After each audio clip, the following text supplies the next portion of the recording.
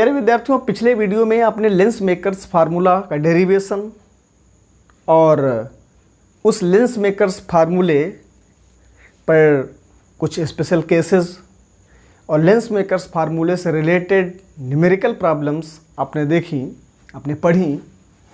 आज हम चर्चा करने वाले हैं संपर्क में रखे दो पतले लेंसों की संयुक्त फोकस दूरी। संपर्क में रखे दो पतले लेंस, संपर्क का मतलब ये हुआ कि बिल्कुल कांटेक्ट में है। इस तरीके से हम लेंसों को ऐसे आप समझ लीजिएगा कि दो तरीके से हम रख सकते हैं। एक हमारा लेंस ये और दूसरा हमारा लेंस इस तरीके का। तो दो लेंस अगर हैं तो उनको मिनिमम सेपरेशन पर भी हम रख करके उनकी कंबाइंड फोकल लेंथ हम फाइंड करते हैं। जब वो दोनों मिनिमम सेपरेशन पर रखे हों, उससे भी हमारे कई सारे क्वेश्चन बनते हैं, पूछे जाते हैं। बहुत अच्छा न्यूमेरिकल उस पर एक पूछा जाता है। और साथ ही साथ एक हमारा ये भी मेथड है कि दोनों लेंस एक दूसरे के बिल्कुल संपर्क में रखे हों, कांटेक्ट में रखे हों, तब उसकी कंबाइंड फोकल लेंथ क्या होगी।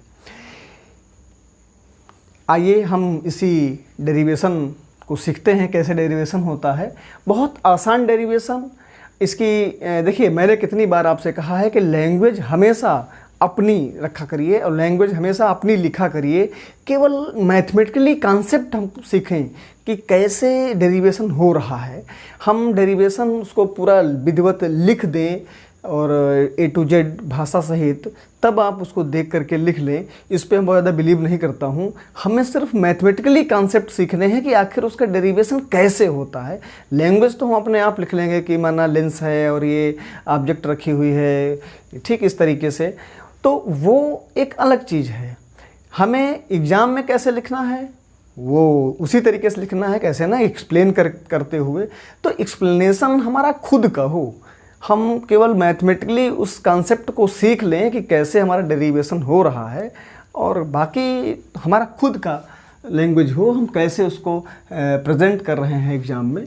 जितना अच्छा होगा उतने ही अच्छे मार्क्स मिलेंगे हमें। किसी भी स्फेरिकल सरफेस पे जब लाइट रे इंसिडेंट होती है, तब हमारा रिफ्रैक्टिव इंडेक्स का फार्मूला क्या बनता है, n2/v - n1/u = n2 - n1/r। इसी की सहायता से लेंस मेकर्स फार्मूला भी डेरिवेट किया जाता है, जहाँ से हमको एक लेंस फार्मूला निकल करके आता है। वो भी मैंने पढ़ा, क्या है वो, 1/v - 1/u = 1/f। पढ़ा है ना। v क्या है, लेंस से उस वस्तु के बने हुए प्रतिबिंब के बीच की दूरी, यानी कि image distance from lens. Similarly object distance from lens, और f फोकल लेंथ, है ना। तो एक लेंस है या कोई दूसरा लेंस है, कांटेक्ट में रख दिया गया है। तो अगर कांटेक्ट में रख दिया गया है तो उस कांटेक्ट की भी तो कोई ना कोई एक फोकल लेंथ होगी। मान लो f है, तो 1/f = क्या, अभी भी वही फार्मूला हम यूज कर सकते हैं क्या? बिल्कुल यूज कर सकते हैं। दोनों लेंसेज के लिए हम अलग अलग भी यूज कर सकते हैं और दोनों को एक साथ कंबाइंड भी यूज कर सकते हैं, है ना। अलग अलग यूज करेंगे तो यहाँ पर f1 और इसके लिए f2 हो जाएगा, और कंबाइंड के लिए मान लिया कैपिटल F है। तो दोनों हम फार्मूले यूज करते हैं। तो दोनों को यूज करने के बाद हम देखते हैं कि क्या कंबाइंड फोकल लेंथ हमको मिल जा रही है क्या। तो ज़रा हम इसी पे चर्चा करें और डायग्राम आप देखें कैसे डायग्राम इसका बनेगा। बहुत आसान है। हमने क्या कहा कि केवल मैथमेटिकली इसको सीखना है कि कैसे इसका डेरिवेशन होता है और कैसे हम इसका डेरिवेशन कर सकते हैं। तो ये प्रिंसिपल एक्सिस है, ये आपका L1 यानी L2, दो लेंस हैं पतले, है ना भैया। ये आपका ऑप्टिकल एक्सिस, और दोनों बहुत लेंस कह सकते हैं ना, दोनों बहुत पतले हैं, बहुत पतले हैं। तो उस कंडीशन में आप ऐसा भी कह सकते हो कि अगर यहाँ पर कोई ऑब्जेक्ट रखी है तो उस ऑब्जेक्ट की उस कंबाइंड से डिस्टेंस और या किसी भी लेंस से उसकी डिस्टेंस हम एक ही मान लेते हैं, क्योंकि बहुत ही पतले हैं लेंस ये। अगर मान लिया जाए इमेज कहीं पर भी फॉर्म हो रहा है तो उस इमेज की L2 लेंस से डिस्टेंस या L1 लेंस से डिस्टेंस या कंबाइंड डिस्टेंस हम जो मेजर करते हैं वो किसी एक ही पॉइंट से ही मेजर करते हैं। तो उसको हम ये नहीं कहते हैं कि वो यहाँ से कम या वहाँ से ज़्यादा, एक पॉइंट से इसलिए लेते हैं क्योंकि दोनों बहुत ही पतले हैं, है ना। तो इस डिस्टेंस की अपेक्षा वो डिस्टेंस जो वो थिकनेस है इनकी वो बहुत कम हो जाती है, इसलिए ना के बराबर हम इसको छोड़ देते हैं। तो क्या करते हैं कि इसका कांटेक्ट जो सरफेस है वहाँ से अगर हम देखें यहाँ से, तो हम सारी डिस्टेंस यहीं से ही मेजर करेंगे, ठीक है। तो देखा जाए भाई किस तरीके से इमेज फार्मेशन होता है और उसी तरीके से हम लेंस फार्मूला इसमें यूज करें। मान लेते हैं कि कोई लाइट रे हमारी इस पे इंसिडेंट करती है इस तरीके से। यहाँ पर कोई एक पॉइंट ऑब्जेक्ट रखा हुआ है। तो देखिए सिंपल सी बात है कि आप जब सिंगल कोई लेंस लेते हैं, लेंस मेकर्स फार्मूले में आपने देखा है ना, इस तरीके से फर्स्ट सरफेस और सेकंड सरफेस से इमेज फार्मेशन होता है, आई डैश फिर आई ए, जो हमारा रियल इमेज मिलता करके है। तो इसी तरीके से सपोज कर लिया जाए कि फर्स्ट लेंस से फाइनली इमेज जो हमारा बना, भाई एक तो आई डैश बना फिर उसके लिए आई बना, ये तो क्योंकि दो सरफेस तो यहाँ पर भी है ना। तो इसके द्वारा जो फाइनली इमेज बना हम केवल वही देखते हैं। तो वो मान लिया जाए यहाँ बन रहा है, ठीक है ना भैया, यहाँ बन रहा है, आई डैश पर बन रहा है फर्स्ट लेंस से। तो जिस तरीके से यहाँ पर आई डैश हमारा सेकेंड सरफेस के लिए एक ऑब्जेक्ट की तरह काम कर रहा था, ठीक उसी तरीके से ये आई डैश हमारा L2 लेंस के लिए क्या करेगा, एक ऑब्जेक्ट की तरह काम करेगा, जिसका फाइनली इमेज हमारा आई पर बनता है।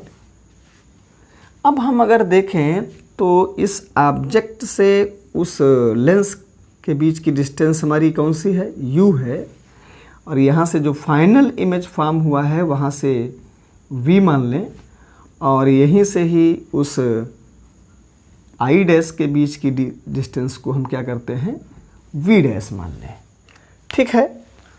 कोई प्रॉब्लम यहाँ तक? बहुत आसान है, बहुत आसान है, कोई कठिन नहीं है। तो भाषा हमको जैसे लिखनी है तो भाषा में क्या लिखना है, यही लिखना है यार। दो L1 और L2 दो पतले लेंस एक दूसरे से संपर्क में रखे हैं, जिनसे u डिस्टेंस पर एक बिंदुवत वस्तु है, यानी कि पॉइंट ऑब्जेक्ट है, जिसका इमेज L1 लेंस के कारण आई डैश पे बनता है, जो दूसरे लेंस के लिए आभासी वस्तु का कार्य करता है, जिसका फाइनली इमेज लेंस L2 से आई पर बनता है, जो फाइनल इमेज होता है हमारा।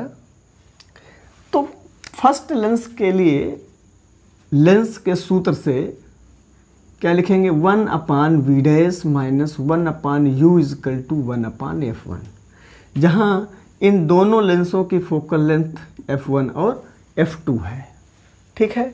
f1 पहले लेंस के लिए, दूसरे लेंस के लिए आप क्या लिखेंगे, इसी प्रकार दूसरे लेंस L2 के लिए 1/v माइनस 1/ क्या v डैश, बोलो भाई, is equal to 1/f2, equation number 2। अब इन दोनों इक्वेशंस को अगर हम जोड़ लें तो अब आप भाषा क्या लिखेंगे, दोनों समीकरणों को या दोनों इक्वेशन को हम जोड़ लेते हैं तो क्या मिलता है, ये 1/v डैश और 1/v डैश कैंसिल हो जाएगा, बचेगा 1/v minus 1/u is equal to 1/f1 plus 1/f2।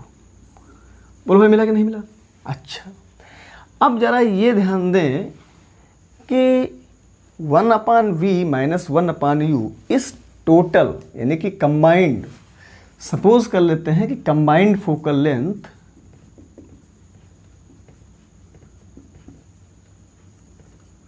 f हो, तो क्या 1/v minus 1/u is equal to 1/f, बोलो भाई।